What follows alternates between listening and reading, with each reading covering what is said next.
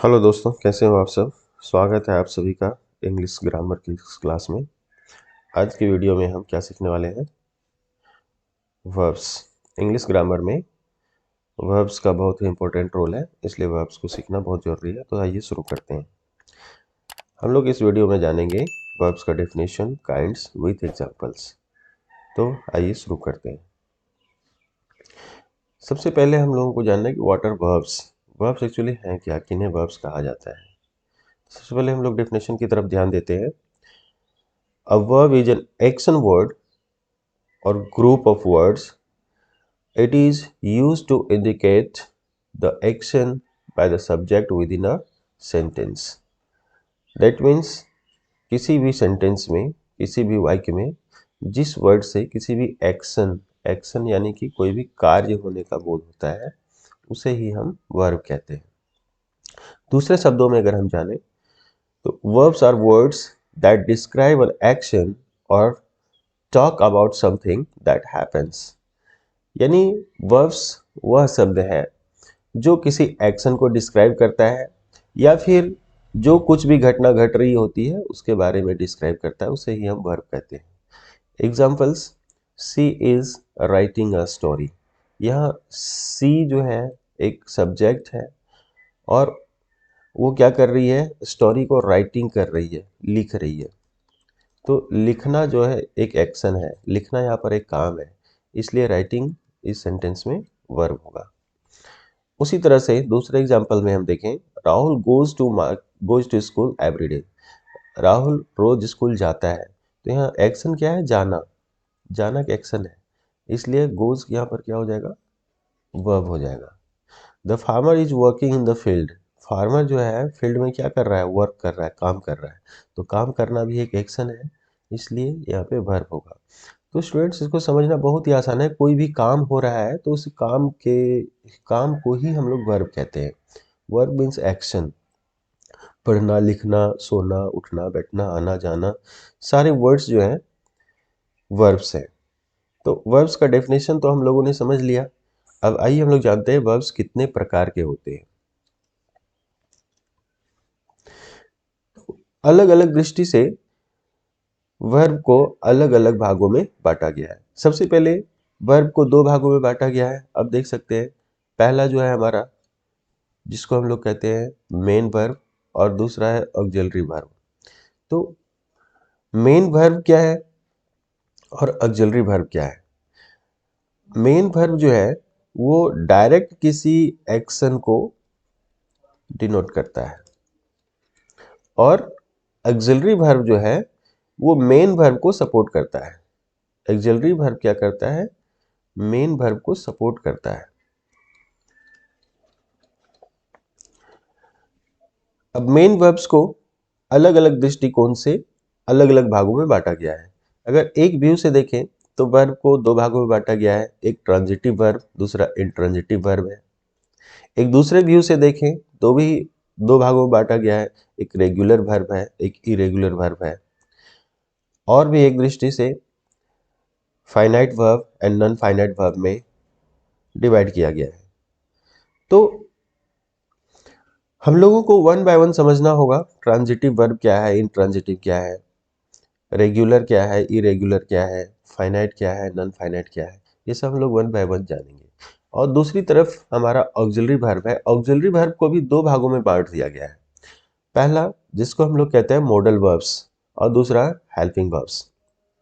तो modal verbs का आपको अलग से वीडियो मिल जाएगा, क्योंकि मॉडल वर्ब्स बहुत सारे हैं, अप्रॉक्स 13 है। तो इन 13 मॉडल वर्ब्स का यूज हम लोग वन बाय वन अलग वीडियो में सीखेंगे। अभी हम लोग फिलहाल इतना समझ लेते हैं कि ऑक्सिलरी वर्ब को दो भागों में बांटा गया है। एक हमारा मॉडल वर्ब है, दूसरा हेल्पिंग वर्ब है। हेल्पिंग वर्ब जो है मॉडल वर्ब में थोड़ा सा डिफरेंस होता है। मॉडल वर्ब्स जो है हमेशा V1 के साथ यूज होता है, यानी वर्ब के पहला रूप जो है, मूल रूप, उसके साथ यूज होता है। बल्कि हेल्पिंग वर्ब जो है वर्ब के अलग अलग फॉर्म्स के साथ यूज होते हैं। मॉडल वर्ब्स का एग्जांपल जैसे कैन है, शुड है, मे है, ये सब मॉडल वर्ब्स में आते हैं। Helping verbs is, am, are, was, were इत्यादि हो गए। तो आई होप वर्ब्स के काइंड्स आपको समझ में आए होंगे। अब आगे बढ़ते हुए हम लोग वन बाय वन सीखेंगे कि transitive, intransitive, regular, irregular, finite and non finite. So let's go forward.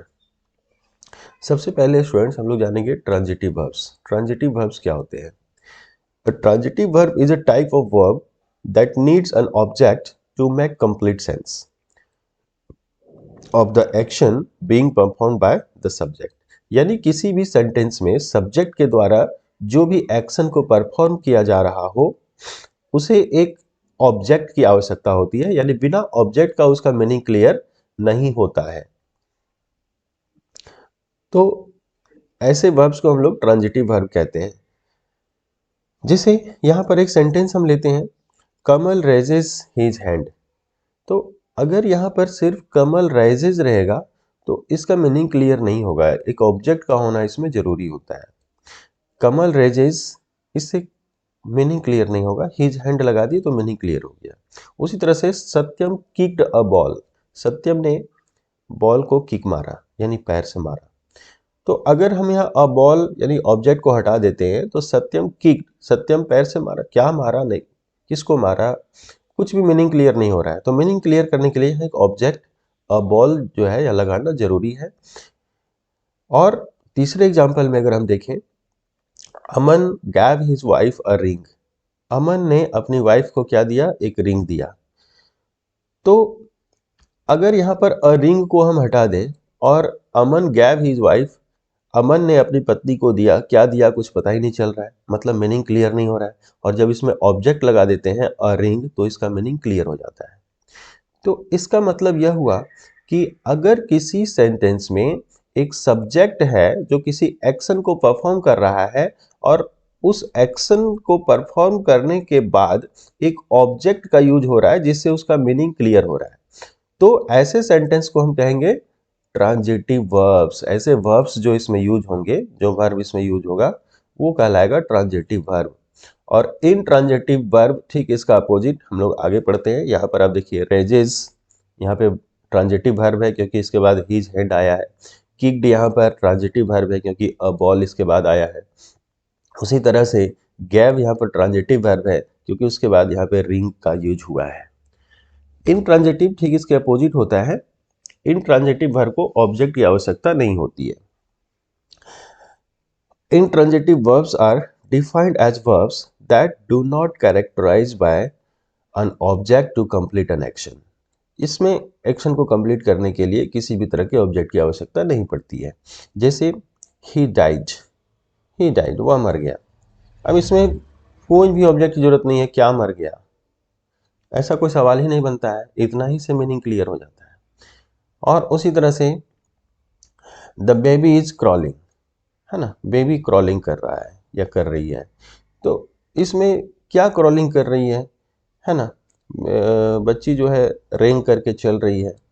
तो क्या रेंग करके चल रही है, ऐसा कोई सवाल ही नहीं बनता है, इतना ही से मीनिंग इसका क्लियर हो जाता है। ठीक है, ही वॉज स्विमिंग, वह तैर रहा था। तो इसमें सवाल नहीं उठता है क्या तैर रहा था, बस तैर रहा था, मीनिंग क्लियर है। द डॉग बार्क, कुत्ता जो है वो भौंका। अब क्या भौंका, ऐसा कोई सवाल ही नहीं बनता। इस तरह से जो भी वर्ब बिना ऑब्जेक्ट के अपना मीनिंग क्लियर कर देते हैं ऐसे वर्ब्स को इनट्रांजिटिव वर्ब कहा जाता है। यहाँ पर आप देख सकते हैं डाइड, क्रॉलिंग, स्विमिंग, बार्क्ड, ये सब सारे इनट्रांजिटिव वर्ब्स हैं स्टूडेंट्स। आई होप आप लोगों को समझ में आ रहा होगा।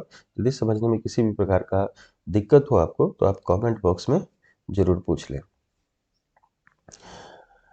अब आगे दूसरा व्यू से अगर हम देखें रेगुलर एंड इरेगुलर वर्ब्स, तो रेगुलर वर्ब्स किसे कहते हैं?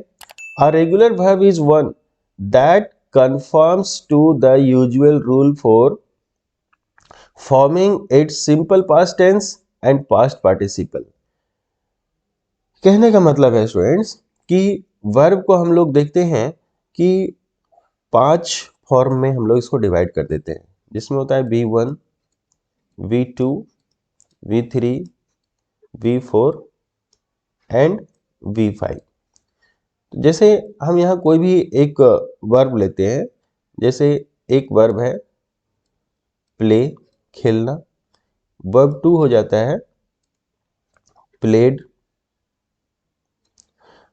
वर्ब 3 भी इसका प्लेड ही होता है। वर्ब 4 हो जाता है प्लेइंग, और वर्ब 5 हो जाता है प्लेज। तो आप यहां पर देखेंगे कि कुछ ऐसे वर्ब होते हैं जिसमें ये निश्चित है कि डी या ईडी अगर हम लगा देते हैं तो वो क्या बन जाता है, वर्ब 2। वर्ब 2 को हम लोग पास्ट भी कहते हैं, पास्ट बन जाता है।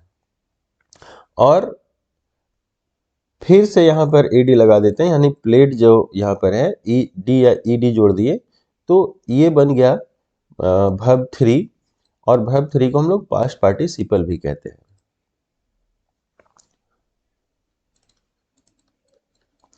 और उसी तरह से वर्ब 4 का एक निश्चित रूल है, आईएनजी किसी भी वर्ब में लगा दीजिए, वर्ब 4 बन जाएगा। एस या ईएस किसी भी वर्ब में लगा दीजिए, वर्ब 5 बन जाएगा। तो इन दोनों को हम साइड कर देते हैं, बस हम वर्ब 1, वर्ब 2, वर्ब 3 की बात करेंगे। तो ऐसे वर्ब्स जिसमें ई डी या डी जोड़ करके उसके बेस फॉर्म से उसको पास्ट में या पास्ट पार्टिसिपल में अगर बदल सकते हैं तो ऐसे वर्ब को रेगुलर वर्ब कहा जाता है। जैसे बहुत सारे हैं रेगुलर वर्ब्स, अधिकतर तो रेगुलर वर्ब्स ही हैं। जैसे अभी मैंने एक एग्जांपल दिया प्ले, जैसे हम यहाँ लिख सकते हैं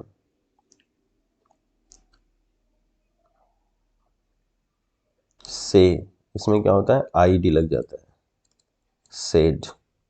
और वर्ब 3 भी होता है सेड। तो इस तरह से जो वर्ब्स हैं ये सारे रेगुलर वर्ब्स कहलाएंगे स्टूडेंट्स। और अगर हम बात करें इरेगुलर वर्ब्स की, तो इरेगुलर वर्ब्स जो हैं वो डी या ई डी या आई डी लग करके ये अपने फॉर्म को चेंज नहीं करते हैं, बल्कि ये पूरी तरह से चेंज हो जाते हैं। An irregular verb is one that does not take ed ending for the simple past and past participle forms। यानी ये डी या ed या id से इसका एंडिंग नहीं होता है। जैसे यहाँ बहुत सारे एग्जांपल्स मैंने दिए हैं, आप देख सकते हैं। go, went, gone, ये ed से अलग नहीं हुआ है। bite, bit, bitten, see, saw, seen, no, knee, non, check, took, taken। इस तरह के वर्ब्स जो डी या ई डी से अपना फॉर्म को चेंज नहीं करते, बल्कि पूरी तरह से ये चेंज हो जाते हैं, एक इरेगुलर वे में अपना चेंज होते हैं, इसलिए इसको इरेगुलर वर्ब्स कहा जाता है। समझ में आ रहा होगा। आगे बढ़ते हैं। एक अलग फॉर्म है finite and non finite verbs. इसका भी हम आपको परिचय बता दे रहे हैं कि फाइनाइट वर्ब क्या है, नॉन फाइनाइट क्या है, और आपको इसका एक अलग से भी वीडियो मिलेगा finite and non finite verb का, क्योंकि इसे इंग्लिश ग्रामर में बहुत डिटेल से समझने की जरूरत होती है। तो पार्ट्स ऑफ स्पीच के सेक्शन में हम आपको फाइनाइट और नॉन फाइनाइट वर्ब का परिचय बता रहे हैं। Finite verbs change their forms when there is a change in the number or person of the subject। finite verbs also have different forms in different tenses। यानी finite verb क्या होता है कि सब्जेक्ट जो है उसका सब्जेक्ट के number या पर्सन के अकॉर्डिंग ये अपने फॉर्म में चेंजिंग कर लेते हैं, और टेंस के अनुसार भी ये अपना फॉर्म चेंज कर लेते हैं। जैसे यहां पर लिखा हुआ है the man runs to the store. आदमी जो है दौड़ करके कहां जाता है, स्टोर में जाता है। तो यहां पर रन्स जो है वर्ब 5 का प्रयोग किया गया है इसके सब्जेक्ट के अकॉर्डिंग, मैन के अकॉर्डिंग। ठीक है, अब यहीं पर अगर द मैन की जगह में हम सब्जेक्ट को चेंज करके अगर लिख देते हैं आई, तो हो जाएगा रन टू द स्टोर। तो यहां पर हम देख रहे हैं कि केवल सब्जेक्ट को चेंज कर देने से इसका फॉर्म चेंज हो गया, रन से यहां पर रन हो गया। और टेंस को अगर चेंज कर दें I am running to the store, तो यहां पर हम क्या देख रहे हैं, रन से रनिंग हो गया, सिर्फ मैंने टेंस को चेंज कर दिया। तो फाइनाइट वर्ब के जो फॉर्म होते हैं वो चेंज होते रहते हैं अकॉर्डिंग टू सब्जेक्ट, और सब्जेक्ट के पर्सन और टेंस के अकॉर्डिंग में भी ये अपना फॉर्म को चेंज करते हैं। He is looking for a solution. अब यहाँ पर he is looking for a solution लिखा हो, जबकि यह लुकिंग भी फॉर का प्रयोग किया गया है। अगर इसका हम टेंस चेंज कर दें, अगर इसको हम सिंपल प्रेजेंट में ले आते हैं, तो ही इज लुकिंग के जगह में हम क्या लिख देंगे, ही लुक्स लिख देंगे। तो लुकिंग का फॉर्म चेंज होकर के लुक्स हो गया। तो ये सारे फॉर्म अपने चेंज करते रहते हैं, इसलिए इसको फाइनाइट वर्ब कहा जाता है। नॉन फाइनाइट वर्ब इससे ठीक अपोजिट होता है। नॉन फाइनाइट वर्ब अपने फॉर्म को चेंज नहीं करता, चाहे सब्जेक्ट का पर्सन बदल दो, चाहे उसका टेंस बदल दो, वो अपने फॉर्म में चेंज नहीं करते हैं। Non finite verbs do not change their form when the number और person of the subject changes. अगर सब्जेक्ट के नंबर और पर्सन चेंज हो जाते हैं, इसके बावजूद भी फाइनाइट वर्ब अपने फॉर्म को चेंज नहीं करता है। जैसे एग्जांपल में आप देख लीजिए, it is dangerous to drive on this slippery road, है ना। स्लीपरी रोड मतलब फिसलाहट वाला रोड में ड्राइव करना क्या है, डेंजरस है, खतरनाक है।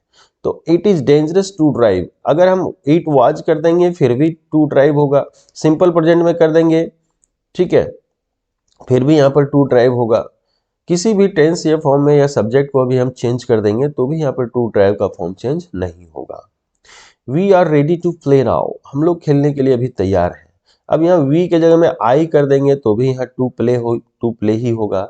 अगर इसका टेंस चेंज कर देंगे तो भी यहाँ पर प्ले ही होगा। तो इस तरह से जितने एग्जाम्पल्स यहाँ पर दिए गए हैं, इनके फॉर्म इसके सब्जेक्ट के अकॉर्डिंग चेंज नहीं हो सकते हैं, इसलिए इसको नॉन फाइनाइट वर्ब्स कहा जाता है।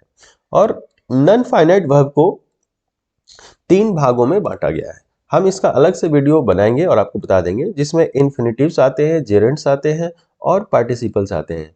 इन्फिनिटिव का क्या रोल है, जेरेंड का क्या है, पार्टिसिपल क्या क्या है, ये हम लोग अगले वीडियो में जानेंगे। अगर आपको जानना है तो अगला वीडियो मेरा जरूर देखें। तो स्टूडेंट्स, आप लोगों को वर्ब सेक्शन समझ में आया होगा। ये वीडियो आपको कैसा लगा कमेंट सेक्शन में जरूर लिखिएगा। Thank you.